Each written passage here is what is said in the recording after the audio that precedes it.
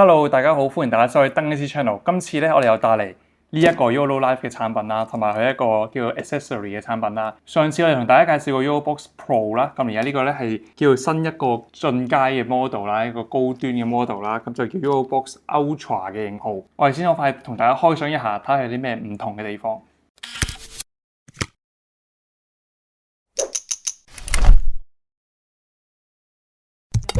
佢喺個包裝你會見到咁大上都係一樣啦，咁我哋打開佢咧就會見到個主體啦 ，YOLO Box Ultra 嘅主機啦，咁啊再入邊咧可能會有一啲說明啊、menu 啊，同埋有啲 Type C 充電線啦，跟住有 SIM 卡嗰支針啦、六角匙啊，同埋嗰個熱靴嗰個轉換器嘅。呢部機咧都係8寸嘅，同嗰個 Box Pro 一樣啦。你會見到佢下邊咧，首先會有1、2、3、4個 HDMI 啦、In 啦，一個 HDMI Out 啦，一個係 LAN 線頭啦，兩個 USB 嘅。咁先講下啦，咁 YOLO Box Pro 咧，佢只係得3個 HDMI In 嘅，呢個係大 size 標準嘅 HDMI 啦。咁呢一部咧係支援去到4個啦。咁跟住仲有個 Output 就俾你可能搬落個 mon 度睇下個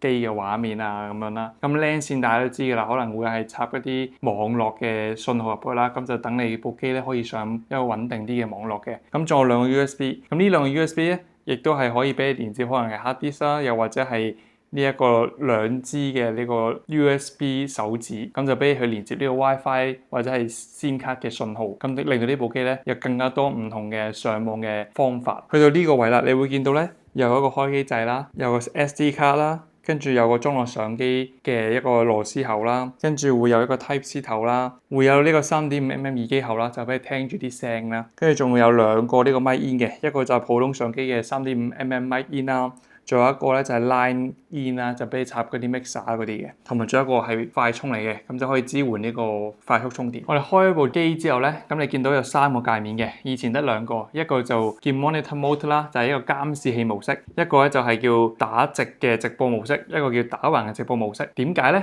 因為呢部機又支援16:9打橫嘅直播，即係傳統 YouTube 啊，或者係啲影音平台嘅格式啦，亦都支援打直嘅，即係可能係 TikTok 啊、IG 直播，咁啊手機打直睇嗰啲片咧，呢部機係雙向支援嘅。我哋首先去設定嗰個睇一睇先啦。咁你見到呢個有個人掣啦，你撳咗落去咧，會有一啲你去預設嘅登入咗嘅可能係一啲直播嘅地方啦，包括 Facebook 啊、YouTube 啊、Twitch 啊、RTMPS 啊、SRT 同HLS 嘅。咁你可以提前登入咗你嘅 Facebook 啊、YouTube 啊之類咧，咁就方便你下次直接 click 入去，咁直接撳呢個直播開通佢，咁就唔使每一次都要重新認證啊，重新去登入嘅。咁 RTMPS 咧就係一個格式啦，就俾你去唔同嘅 platform 就入翻個 key 啦，入翻嗰個類似 IP 咁嘅嘢啦，就可以連翻去你個 server 度做一個直播啦。又或者係呢3個主流嘅直播平台以外嘅直播平台，咁你都係可以人手輸入呢個 RTMPS 嘅。就根據佢哋嘅指示去入就得㗎啦。下邊就可能會有你 account 名啦，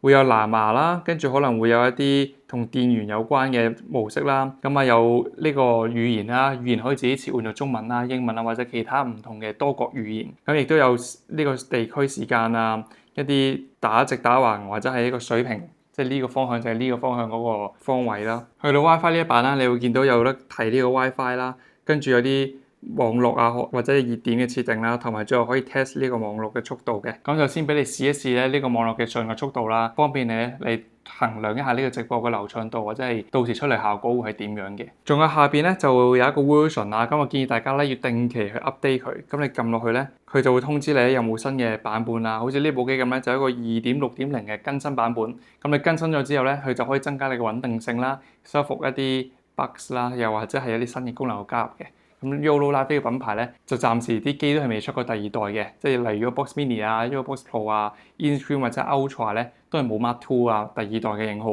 主要都係靠佢舊嘅 hardware 啦，再更新新嘅軟件咧，去加啲新嘅功能落去。咁呢個地方咧都係幾好嘅。兩部機嘅分別咧，包括呢部機啦，個 mon 會再光啲啦，光150個 nits 唔識點到啦，即係個 mon 嘅亮度流明啦。咁呢個只係得400，呢個650嘅。仲有包括 CPU 提升啦，呢個用緊 Snapdragon 嘅865嘅 CPU 啊，而呢部機只係用緊 Snapdragon 660嘅 CPU，咁啊呢部機嘅效能上會再快啲。電池方面都有差別嘅，呢部機咧只係得34，而 YOLO Box Ultra 咧只係得75.48個 Watt Hour，咁所以你睇數字上咧呢部機係大超過1倍嘅。咁當然啦，你睇翻嘅呢部機支援 4K 直播，係你冇聽錯，係 4K input、4K output 嘅直播，再加埋佢個性能上有提升，咁啊變咗會唔會影響電池咧就唔知。但係官方就話咧，佢可以用到超過6個小時嘅。部機整體上都一樣啦，你見到 Ultra 會有4個 HDMI input 啦，而呢部機只係得3個啦。咁其他上嘅嘢都係一樣噶啦。咁啊同埋咧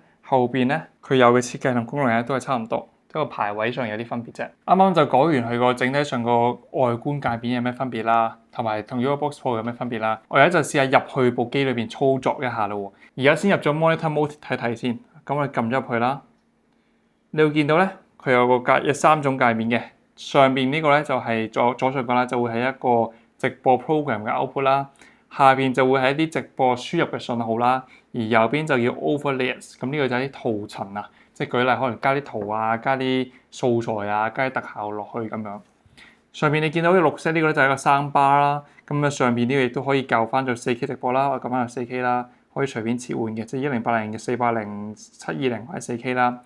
呢個 replay 功能就會係一個重播啦，同埋 REC 就係一個錄影嘅功能。我而家咧見到下邊咧可以自己排位嘅，例如我呢個將呢個拉跟住調過去啊，或者係呢個調翻上嚟啦。咁就排咗 HDMI 1就會係呢支 cam，HDMI 2就會係呢支細 cam，HDMI 3就會係我哋嘅正 cam。咁我可以隨便切換嘅，你見到咁撳。咁因為而家開咗淡入淡出嘅模式啊，所以你見到咧切換咧唔係直接切嘅，就係有個過場嘅效果。下邊 local video 啦，你見到我亦都入咗一啲落去啦，有 local video 1啦，可能有足球比賽啊，2啊，可能係啲宣傳片啦。4啊，可能係啲另外一啲嘅比賽嘅素材啊。3亦都可能係音樂嘅片啦。喺下邊呢度咧就可以隨便自己加素材啦。撳入去之後，你見到 HDMI 1啦、2啦、3啦、4啦，兩個 USB 啦，一個 USB-C 啦，即係可能你入啲 webcam 啊，或者係一啲其他嘅素材啦。咁啊 local video，咁你最多可以入5條嘅。咁好似啱啱嗰啲插咗 SD 卡，即係喺後邊呢個位 SD 卡嘅啲素材啦。Images， 咁呢個就係只可以入一 set 就最多5張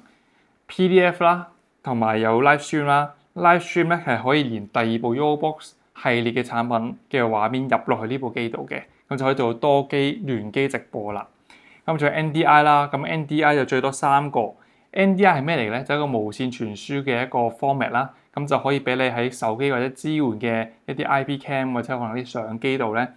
喺嗰邊開通嘅 NDI，然之後呢部機咧，即係 YoboBox 上邊咧，就用99蚊美金開通埋佢，除非有限時優惠啦。如果唔係一般要付費嘅，就開通咗兩邊 NDI 之後咧，咁就可以做個無線嘅畫面傳輸。只要你手機或者係嗰部 cam 咧入咗同呢個 YoboBox 系列嘅機咧同一個 WiFi 網絡咧，咁喺嗰部機度你撳翻連接，咁就可以即時透過無線方法，即係唔使 HDMI 線嘅方法咧。將啲畫面搬入去呢部機裏邊，就可以做更加多 cam 嘅直播。SRT 都有啦，咁 SRT 就比較上少用啦。喺平面上面就入翻個 IP 嗰個網址啦，SRT 網址入翻落去咧，就可以入到個畫面入去呢部機度啦。做呢個 RTMP 嘅 input 啦，就入翻個 RTMP 嘅網址啦，亦都可以入到啲畫面入去嘅。所以你話就係靠相機 cam 嘅素材咧，其實係有1、2、3、4個 HDMI 啦。再加多3個 NDI 嘅無線畫面啦，即係7支 cam 啦，再加埋一個 SRT 啦，8個啦，然之後你再加埋 RTMP 啦，再加埋 live stream 啦，其實加埋咧係超過10個嘅。咁啊，相信你用盡佢嘅話咧，係做一個好專業嘅多 cam 超過10支 cam 嘅一個直播咁嘅切換。如果你用埋佢 USB 線駁埋個類似 A10 Mini 嘅一啲切換器咧，其實你可以再咬多4支 cam 入去嘅，咁你變咗10幾支 cam 啦。哇！真係好似電視台嘅一啲 live 嘅一啲活動咁多 cam 啊！隔離你仲見到 multi views 啊，multi views 係一啲分割嘅畫面啦。舉例有一啲係 AB cam 嘅，咁佢哋 AB 撳咗佢，再揀翻呢個邊嘅粗幼啦，然之後再揀翻分割幾多啦。你見到嘟咁樣大概一半度啦。亦都可以轉換 A cam、B cam 啦，例如咁樣啦。彈出嚟之後，你就可以撳落去度啦，咁你變咗多個新嘅畫面可以切換啦。又或者咧，你見到咧可能有4個 view 啦，咁可能1、2、3、4啦，咁啊變咗4個唔同嘅畫面素材啦。咁亦都可以係一啲3個咁樣1、2、3啦，咁亦都出到啲嘢啦。咁啊 customize 呢度咧可以自定嘅，咁你見到 add source，咁你可以嚟揀翻大 cam，咁啊係 full screen 嘅，加支細 cam， 縮細個頭，再加多支 cam， 呢個又搬去個頭再細啲嘅，又或者係前面後邊嗰個放個位置啦，又或者可能 crop 啦，我想 crop 細佢，我就 crop 到咁多啫 ，save 咁可以裁剪縮細個畫面，搞掂之後撳 save，咁你又多個 cam 嘅畫面可以出現啦，咁你可以隨便切換。咁好多時候咧，我又會建議啲人咧，直播之前可能要提前 set 定一啲你會做嘅一啲畫面啦，會出嘅一啲效果啦，同埋導入定啲素材，咁就唔使驚話直播途中咧臨急臨忙，我即刻要咁 add 啊，即刻再去加啲新嘅畫面啊，加啲新嘅呢個 multi views 啊之類，咁就有啲趕急同麻煩。雖然係支援做呢樣嘢嘅，呢個 customize 功能咧，只係限於 YoBox Ultra 啫 ，Pro 係冇嘅，暫時都。咁啊 Ultra 呢個功能我覺得係非常之正啊，因為你唔使限死咗喺佢呢一堆369、10、11、11個 viewpoint 裏邊啦，而係再多一個嘅 multi views 嘅，咁啊幾好。去到右邊啦 ，overlayers 啦 ，overlayers 係圖層嘅意思啦。佢你可以加一啲圖啦，加啲 lower third 嘅文字啦，加個倒數時鐘啦，加啲標題啦、網址啦，即係好即時 load 嘅網站出嚟嘅，亦都可以有個 social media 嘅一啲推廣啦，同埋呢個時間掣。咁你見到呢個咧就係個鐘掣啦，咁可以開再熄咗佢啦。呢個就係 countdown 個時鐘啦，隨時可以編輯嘅，撳個筆仔就可以改翻嗰個字體啊，改翻個名俾佢啦，例如 countdown， 咁啊 count，countdown， 跟住就 done， 咁啊寫翻個名喺度啦，方便你切換素材嘅時候咧都會知道呢個係乜嘢嚟嘅。咁例如呢一個我加埋個 website 落去啦，咁我彈咗個公司嘅網店個網址啦。呢啲全部都係撳一下開，撳一下熄，又或者加個 logo 落去啦。咁有隻狗仔啦，亦都有一個框框，呢個係 titles 嗰個嘅，跟住框框，然之後就可以加啲文字啦。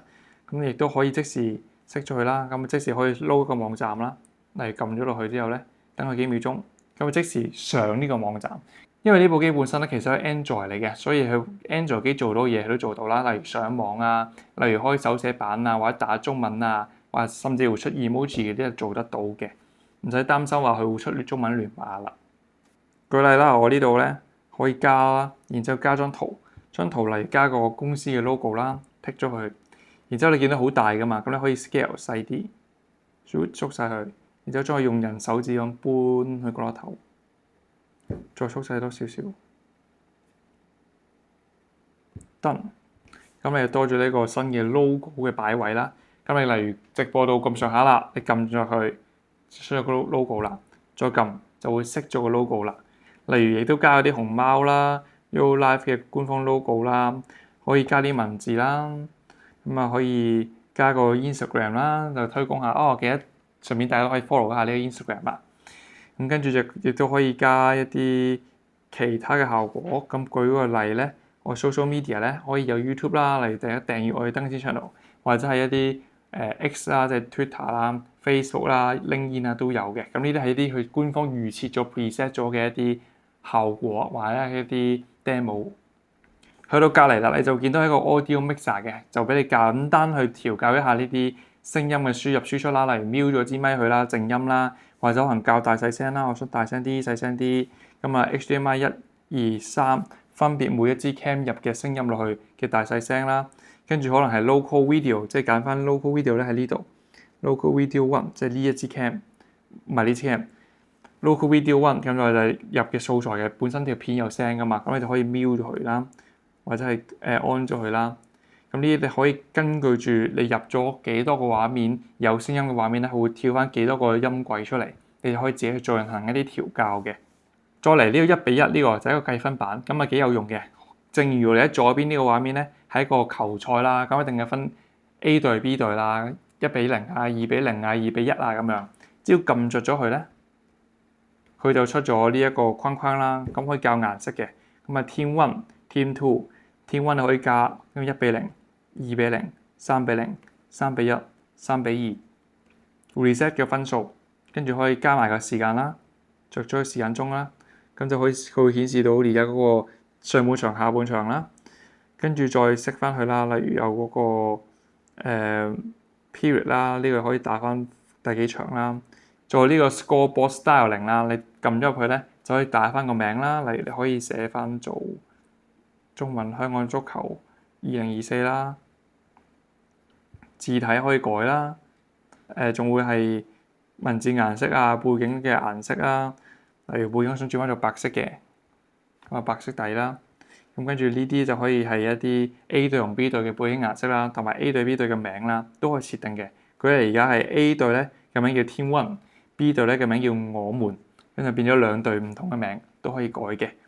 咁啊，呢個計分板係非常之有用啊！如果你做一啲室內同室外嘅比賽，特別運動嘅比賽，再隔離啊，就係一個 replay 功能。咁你着咗 replay 咧，佢就可以重播翻前幾秒嘅畫面啦。例如 replay setting 咧，可以重播翻10秒前嘅畫面，跟住就去揀翻重播嘅速度。即係例如我踢波入咗個網裏邊，咁我就可以提前 set 定，例如重播翻10秒之前，然之後要慢動作嘅，例如0.5倍，慢咗一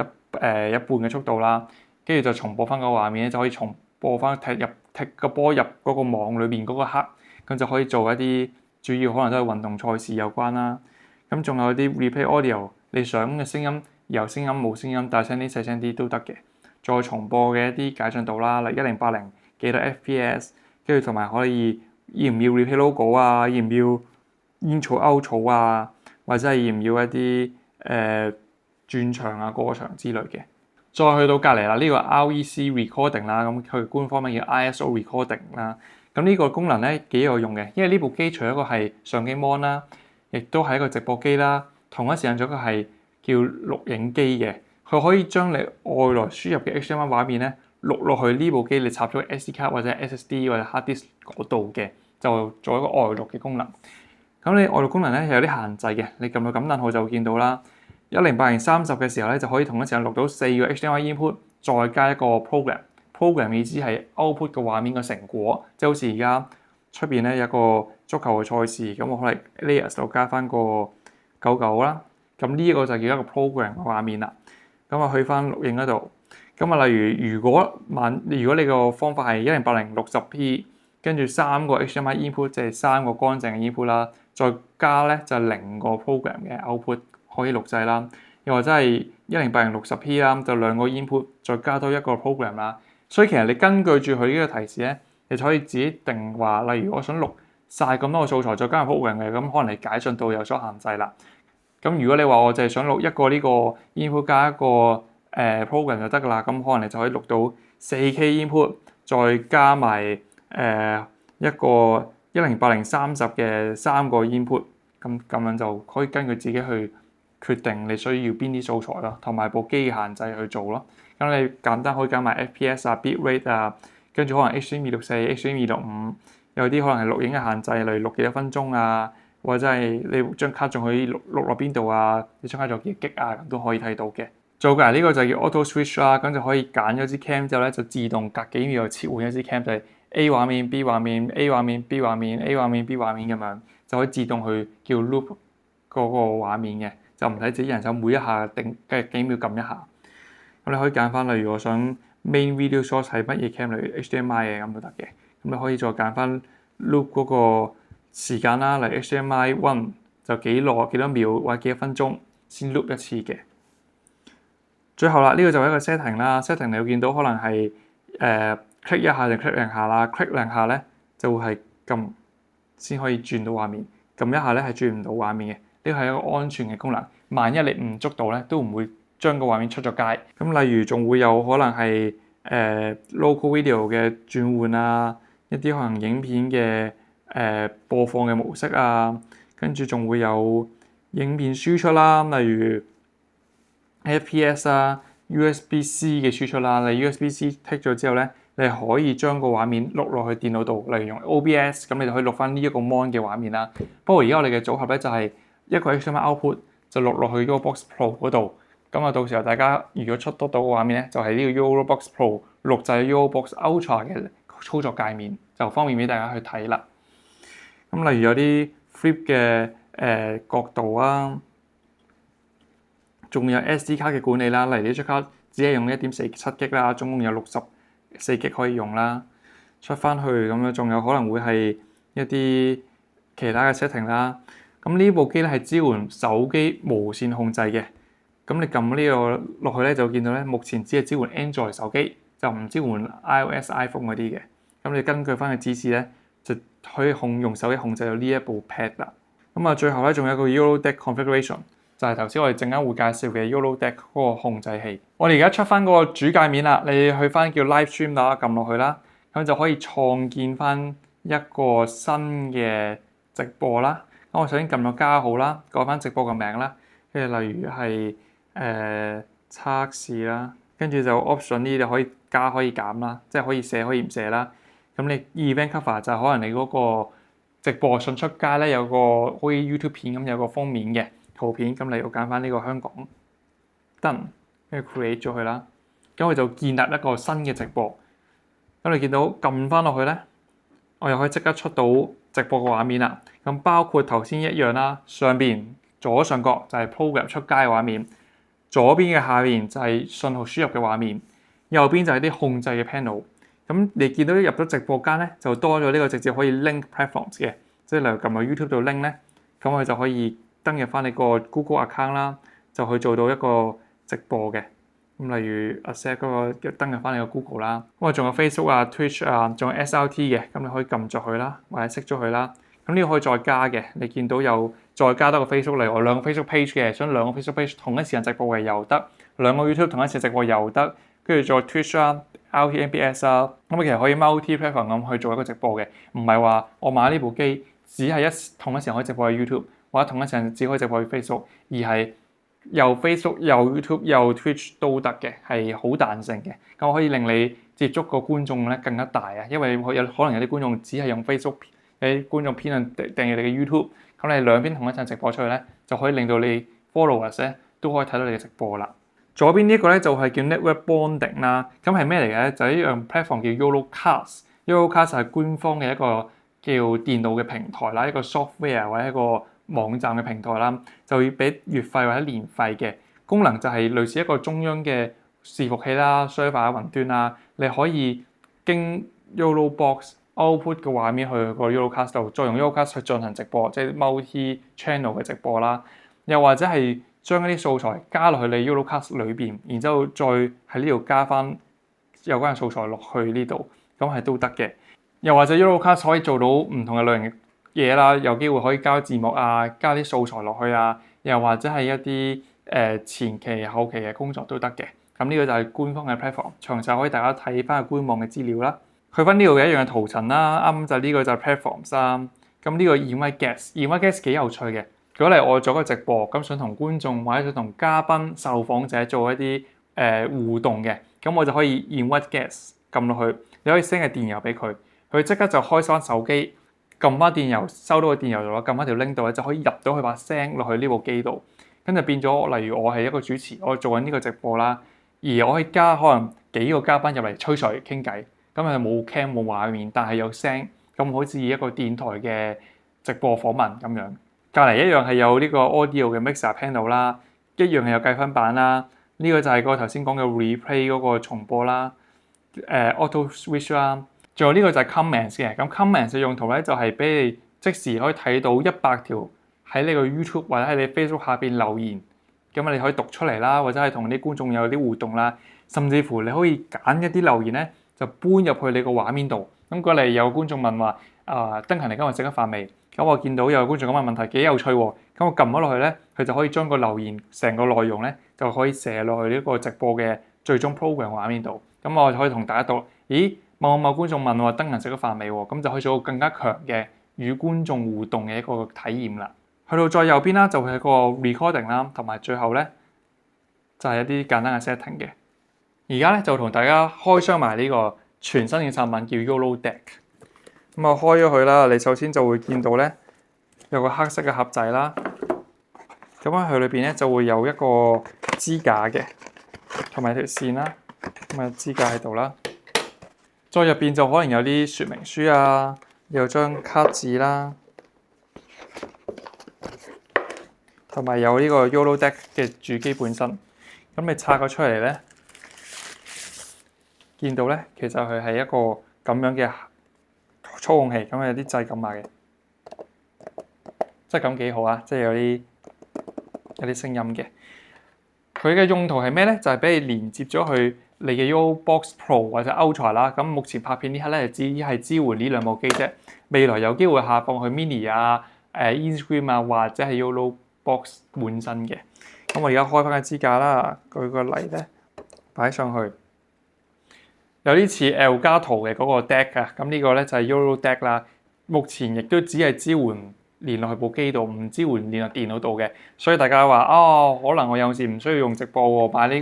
擺喺個電腦旁邊攞嚟做啲 short key shortcut 咁得唔得咧？係唔得嘅。咁我都好希望佢有呢個功能啊，因為咧其實佢支援呢個彩色嘅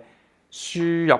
你見到我插咗條 USB 線啦，再連落去部機本身呢個 USB 口啦，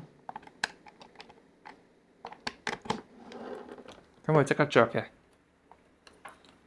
你見到佢每粒掣咧都係 LCD 啦，咁佢支援彩色嘅，所以咧有啲希望就係之後咧佢個團隊咧係可以優化一下呢個 YOLO Deck 嘅功能，就令到咧可以連我哋個嚟電腦啊、MacBook 啊、PC 度咧。再自定有 software 再自定每粒掣嘅用途，例如撳粒掣係去 YouTube 嘅，撳粒掣係去 Facebook 嘅，撳粒掣就會舉例可能彈個某視窗出嚟嘅。咁其實咧就可以一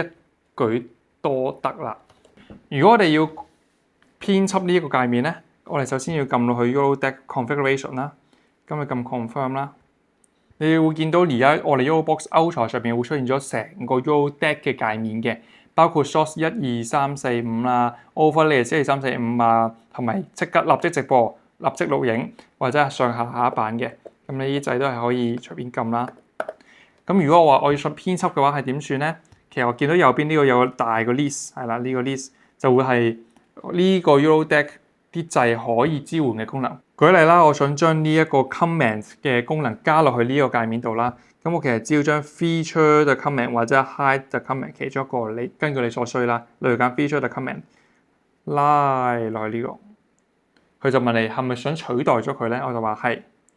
咁咧，我再撳埋 save。你見到佢1秒之後咧，即刻切換咗做呢個 feature the comment 呢個功能嘅。咁又或者咧，我想將佢做 start replay， 咁我拉落去啦，再拖落去 save。就變咗 Start Replay 啦。咁如果你話第一版咧唔夠用咧，你見到有呢個上下版嘅下一頁、上一頁嘅，咁其實喺下邊一字再撳加號，咁我開多下一版新嘅出嚟。咁舉例，我想係做翻啱啱講嘅 Feature the Comment， 跟住做翻 Hide the Comment， 跟住再做可能會係Recording， 咁我想擺中間咁又得嘅，即係你可以隨機擺位嗰啲嘢，再撳 Save， 咁你就變咗可以咧上下版啦。咁係好正嘅，有時咧你可以擺張台度啦，咁呢個可能裝喺相機上邊啦，又或者呢個呢條線好長嘅，我可以攞嚟做好似手機控制咁樣擺喺手度，咁可以隨時操控一啲基本嘅功能。但係有缺點嘅就係咧，你見到佢呢個1、2、3、4、5排啦，而唔係用你個 source 嚟 HDMI 1、HDMI 2、HDMI 3嘅排啦，變咗你係要跟住個順序。例如1咧嘅意思解呢一個界面就係 HDMI 1， 2咧就係 HDMI 2， 3咧就會 HDMI 3，變咗你就每一次都要順住啊！即係例如我碌咗去下一版，碌咗去後啲可能第6個 source、第7個 source 咧，咁你就 reset 呢隻，咁就變咗有一定程度嘅唔方便啦。但係整體上咧，呢個 YOLO Deck 咧其實都真係幾有用啊，好方便同埋好用啊，因為佢呢個嘅功能咧見到可以平放嘅。有啲人可能會關心就係佢呢個網絡穩定性啊。咁你見到佢係有 WiFi 啦，跟住會有一個 SIM 卡啦，跟住仲可以有一個 LAN 線嘅插口啦。咁你有3個咯喎，咁啊3個其實你可以列3個都連晒嚟。你又買張 4G LTE 嘅卡，咁 Max 埋 4G 未支援 5G 住嘅，跟住有一個 SIM 卡，跟住再插住條網線，再無線連埋你個場地嘅 WiFi 啦。咁呢兩個 USB 口咧，其實仲支援埋可能一啲 USB WiFi 手指，或者係一啲 SIM 卡嘅 USB 嘅。咁如果你都係買埋 SIM 卡嘅 USB 插落去咧，你俾有3個 SIM 卡，一個係內置式嘅 SIM 卡，另外2個 USB 插咗嘅 SIM 卡。咁你變咗有3個網絡，再額外加個 WiFi 網絡，再加個 LAN 線網絡，即係有5個網絡，就可以盡量確保你個直播嘅穩定性啊！即係萬一你個 WiFi 接收得唔好，萬一你個 SIM 卡又信號收得唔好，咁你起碼做另外2個電話台。又或者仲有個 LAN 線就直接插落去你個 router 嗰度，嗰個路由器嗰度去攞呢個信號嘅。咁呢個係最穩定嘅方法。所以其實個廠咧，其實都做咗好多唔同嘅設計啦，同埋心思落去啦，令到個用家咧嗰個直播做得更加好嘅。仲有一個幾有趣嘅功能嘅，喺以前 YoBox Pro 出嘅時候咧係未有啦，而 YoBox Ultra 出嘅時候已經有咗啦。咁 YoBox Pro 可以透過軟件更新去加呢個新嘅功能啦，就係咧呢一個藍幕或者綠幕嘅去背。咁點樣做咧？首先你會喺個 Video Source 度加個新嘅啦，然之後你個 SD 卡啊或者你個 Hard Disk 會有啲咁嘅素材噶嘛，你撳翻 Local Source， 咁你可以揀翻例如我揀呢個女主播，咁有個藍色嘅背景啦，撳燈。咁跟住咧，佢有一個設定嘅公仔啦，你可以篤落去，咁我撳 Chroma Key 型啦，撳摸落去咧，佢就會出現咗呢個界面咁，着咗個功能去 Key Color， 你揀翻做綠藍色，因為而家嘅背景係藍色，咁啊再出翻去啦。你可以如果有啲唔收得唔理，可以揀翻啲Similarity 啊，咁盡量執到佢咧係最靚位置嘅。然之後我哋再喺 Background 度揀翻個維多利亞港啦，咁你見到就已經成功。好清晰咁 key 咗呢個主播落去維多利亞港嘅背景嗰度啦，再撳燈，又多咗一支新嘅 cam 啦，即係個畫面可以切換啦。所以例如由呢支 cam 再切去呢支 cam， 做一個直播。咁呢條片就嚟到呢度啦。今日好簡單同大家分享一下呢個 YoBox Ultra 最新嘅旗艦 model 啦，佢嘅功能同埋簡單對比佢個細佬啊 YoBox Pro 啦 ，Pro 咧就7990，咁 Ultra 就11980。咁啊都有一定嘅差距嘅，所以你話點樣揀兩部機咧？咁就視乎你嘅需要啦，即係你睇下你 HDMI 需唔需要多啲啊，需唔需要性能強啲啊？長遠嚟睇需唔需要 4K 直播啊？等等嘅因素去決定平啲定係貴啲嘅高階機嘅。呢部機就其實好全面嘅更新啦，包括個螢幕亮度啊、CPU 啊，多個 HDMI 啦，多個 SRT 啦，多3個 NDI 啦，再支援埋一啲 YoBox Pro 嘅畫面輸入啦，然之後可以自定呢一個畫中畫嗰個縮細啊，同埋個排版啊，4K 直播啊，或者係高規格 4K 嘅 ISO recording 啊，一啲內錄嘅功能啦，基本上俾你嘢全齊啦。咁啊，唯一我希望可以改善嘅就可能係 SIM 卡槽支援雙 SIM 卡啦，又或者係可能再未來加啲新嘅功能落去啦，呢樣嘢都係拭目以待嘅。所以用得 YoBox 系列嘅產品嘅人咧，我係非常之建議佢定期開部機，睇下有冇新嘅軟件更新到最新嘅版本，就善用佢最新嘅功能啦。fix 一啲之前嘅漏洞啊 bug 咁樣咧，就令到你成個體驗會更加好嘅。呢條片就嚟到呢度，大家記得訂閱我哋登司 channel 啦 ，follow 我哋個 Instagram 或者 follow 你 YouTube 啦。有啲咩問題可以喺留言區度問啊，或者係講啦，我哋盡量去答覆你嘅。咁啊，希望下條片再見。我哋會繼續拍更多旅行嘅片啦、vlog 嘅片啦、開箱介紹嘅片啦。我哋都有唔同類型嘅片啦，主要係 vlog 啊，可能旅行啊，或者一啲介紹嘅影片啦。大家中意嘅話記得訂閱埋我哋啦。我哋下條片再見，係咁先，拜拜。